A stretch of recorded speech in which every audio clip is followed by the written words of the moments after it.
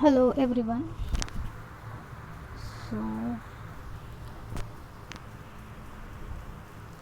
neoplastic disease is almost curable by chemotherapy. So, the choriocarcinoma is almost curable by chemotherapy. What is choriocarcinoma? It is trophoblastic cancer, usually of placenta. Trophoblastic means membrane that forms the wall of the blastocyst in the early development of the fetus. In a normal pregnancy, trophoblastic cells aid in the implantation of the fertilized egg into the uterine wall, but in GTD, they develop into tumor cells. Choriocarcinoma belongs to the malignant end of the spectrum in gestational trophoblastic disease, and it classified as a germ cell tumor and may arise in the testes or ovary, and it is characterized by early hematogenous spread to the lungs. Which anti-cancer drugs has high hematogenic potential? Cisplatin has high hematogenic potential. So, chemotherapy induced nausea and vomiting is a common side effect of many cancer treatments.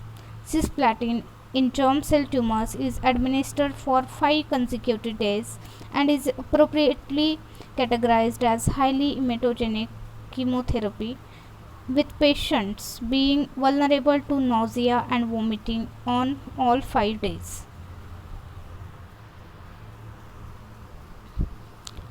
Anti-cancer drugs increases the risk of developing leukemias and lymphomas several years later. Chemotherapy drugs kill fast growing cells. So, people cured of leukemia may later develop non Hodgkin lymphoma.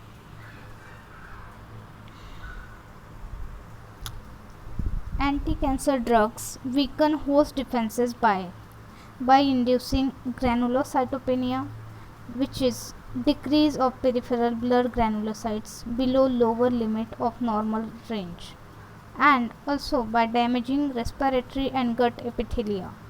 So, granulocytes are white blood cells that help the immune system fight off the infection. They are most abundant immune cells and main cellular defenses against bacteria and fungal infection.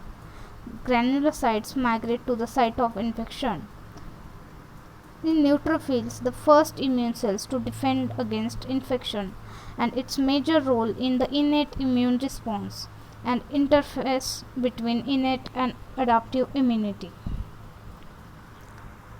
Antineoplastic drugs can produce the following side effects. That one is depression of leukocyte count, that is WBC. Second is mucositis, that is painful inflammation and ulceration of the mucous membranes lining the digestive tract, and oligozoospermia, that is abnormally low number of sperm in a semen. Alkylating agents exert cytotoxic action by inducing in 3 ways. One is by breakage of DNA strands, second is cross-linking of DNA strands, third is abnormal pairing of purine and pyrimidine bases. So, alkylating agents exert their cytotoxic effects by covalently binding to nucleophilic groups on various cell constituents. Alkylation of DNA is probably the crucial cytotoxic reaction that is lethal to the tumor cells. Alkylating agents do not discriminate between cycling and resting cells, even though they are most toxic for rapidly dividing cells. They are used in combination with other agents to treat a wide variety of lymphatic and solid cancers.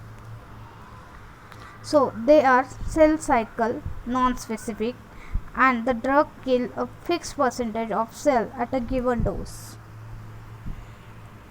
Cyclophosphamide. It is a prodrug. It has marked immunosuppressant property, and it frequently causes alopecia and cystitis.